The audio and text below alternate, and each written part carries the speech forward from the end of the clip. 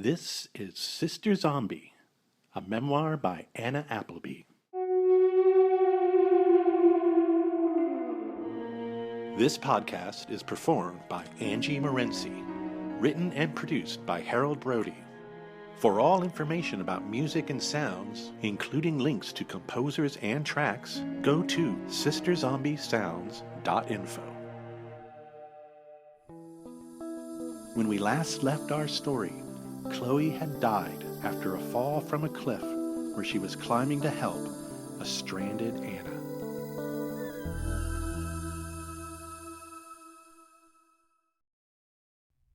Chapter 13. Empty is the Night.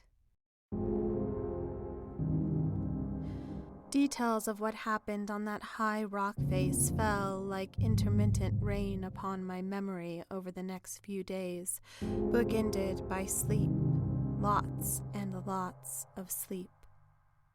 It's easy to call it shock, but my condition belied that simple little word.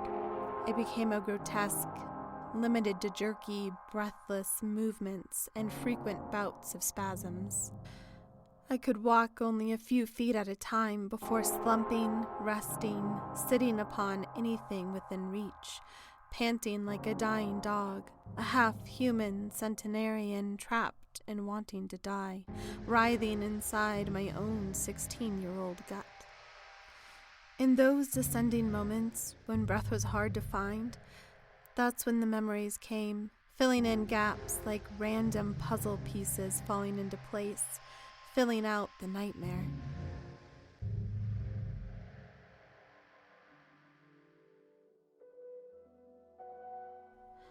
I remember my soul leaving my body when Chloe hit the ground.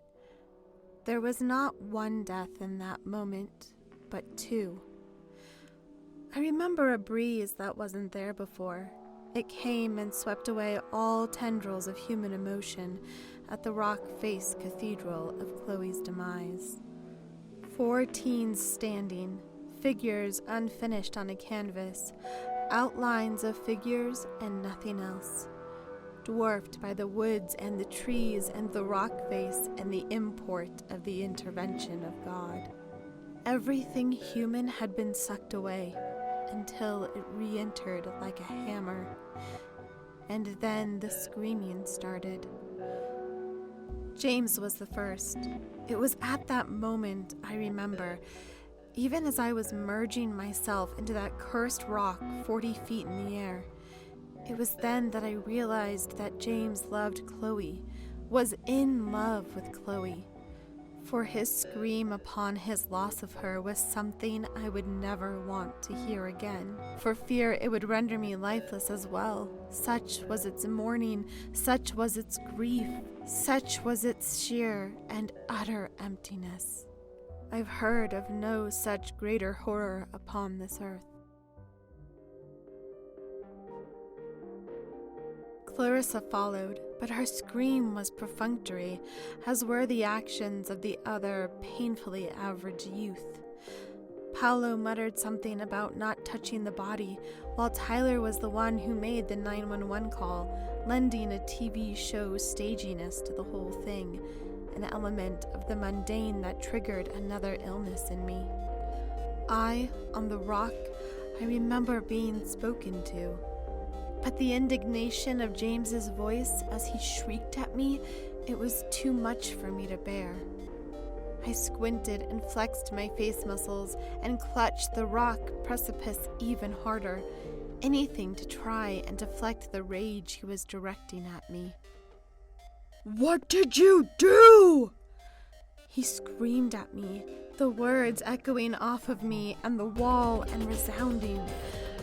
I imagined the whole world could hear. "What did you do?" The others tried to calm him, I think. It's hard for me to say, for upon hearing James's words, I had tensed every fiber of my being into mutant flesh and nothing else. They were going to have to pry me off that rock, which eventually they did. The paramedics, that is. I got home somehow. The police report would wait, I think, some someone said. My mother was writhing on the living room floor, pulling out her hair, twitching, contorting, screaming. She ignored me as I calmly stepped over her and went upstairs to my room. I fell into my bed and was asleep when my face hit the pillow. I did not dream.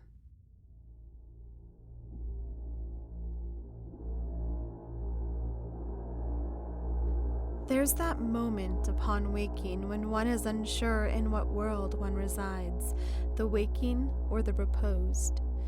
It can often be a source of wonder, especially for souls such as I, who prefer the limbo times as a source of idealized being, neither within or without the world. But my first waking into a home without Chloe was a step from the rock wall into an infinite abyss. There was no intermediary. The air was instantly heavy and weighing upon my chest, my bones. My very flesh struggled to function, and the obvious wasted no time. I, of course, was not whole. My self-other was gone, leaving half a self and half an other in its place. Its manifestation was physical, and I suffered an impairment akin to paraplegics and dystrophics. My motor functions, my cerebral abilities, all compromised, all only partially functional, like an instantaneous disease of both mind and heart. Blood slowed in me, movement required effort, reactions decelerated, food I rejected altogether. There was no solace to be found in the natural world. I visited my Miss Emily, as I was wont to do, for I knew she traversed the origins of death as a common preparatory practice, but my eyes, much less my soul, could not take in her words. The visual had become blurred, the oral muted, touch begat numbness, and the only smell rot. Nary a word was spoken between my mother and I in the day following. I have no recollection of Doris planning or doing anything, but activity must have been done. There was the matter of the police report. I discovered the death was ruled accidental. There were the funeral arrangements. In my brief spats of waking, my mother informed me that there would be a service and I was to attend. I had no will to oppose. It was a descent into hell. The smallish hall was packed with the mawkish denizens of Griffin Hills High, faces swirling by me like ancient reincarnations, students and teachers and the witnesses from the fall, Tyler, Clarissa, Paolo, and James, seated at the front. Occasionally a face became more defined from the blur. There was Ms. Bowles, reveling in her grief, and Mr. Spellman, stoic as expected. But mostly it was just impressionistic faces, little balls of epithelium, and they were all pointed at me, like I was the guest of honor at a mass execution. I took a seat on the aisle at the front, and it wasn't until I reached my seat that I caught a glimpse of Chloe in the open casket, bordered by flowers of all colors. She looked asleep, not dead. I guess that was supposed to help. I was grateful to be seated at the front. I could be alone. But when the organist started playing a hymn, my mother broke down. It was as if she needed the mask of the music to unclog her sorrow. Now, with the silence broken, she had accompaniment for her pain, and she let everyone in the place know it. She howled like a dying coyote. I didn't see the point in it. Why do that when there's only grace in numbness? Thankfully, the hymn was finite in length. And then, as if rehearsed, James rose from his seat and took a spot at the podium at center front, with his Chloe lying behind.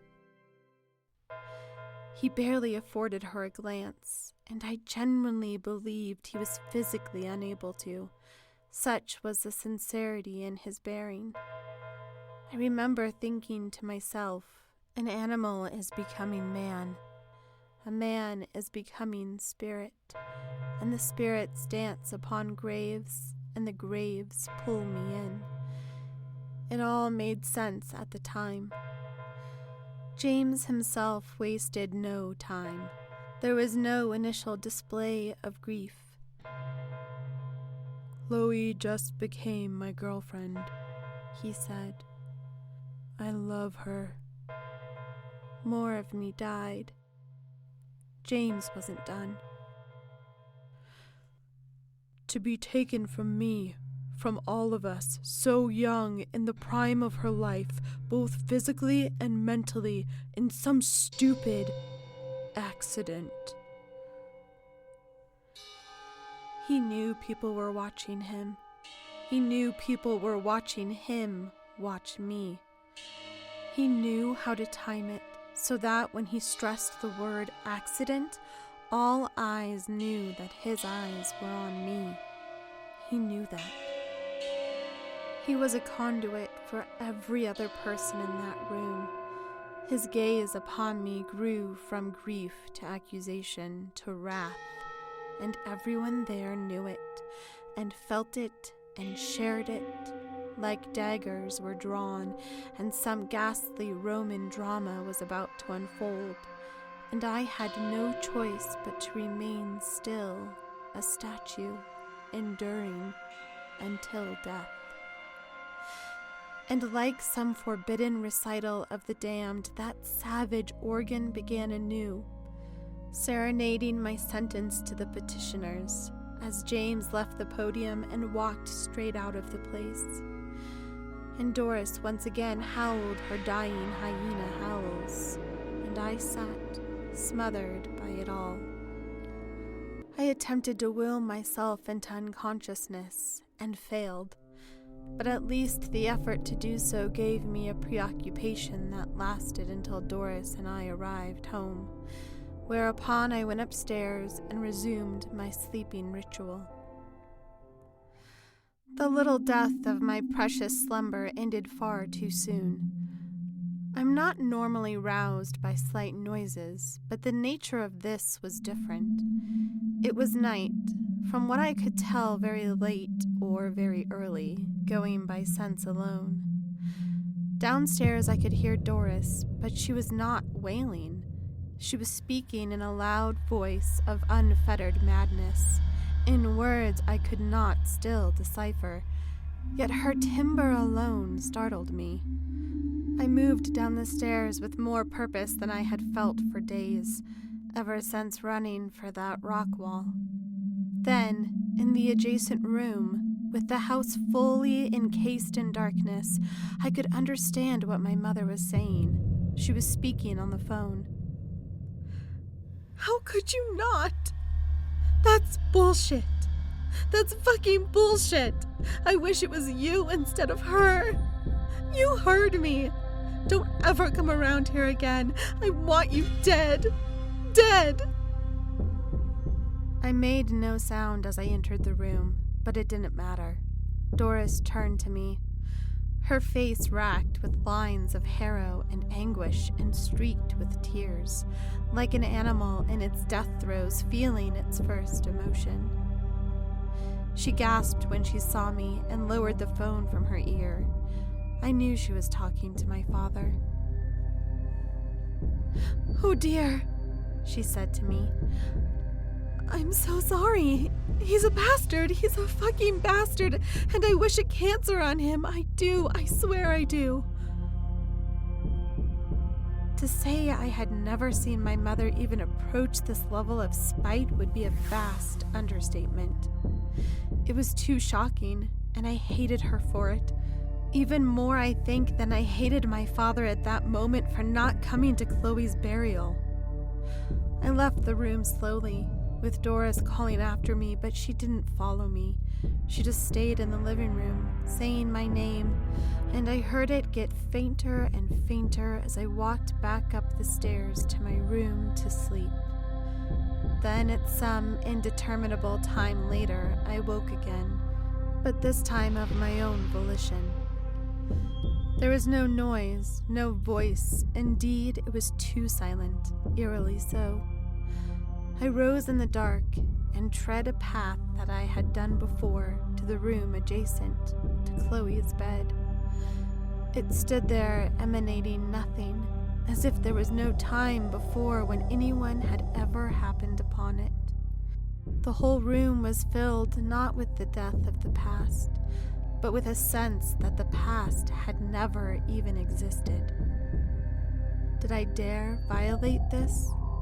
I lay down on the hard floor next to the bed and breathed in the air to see if I could gain a smell or any sense of Chloe at all.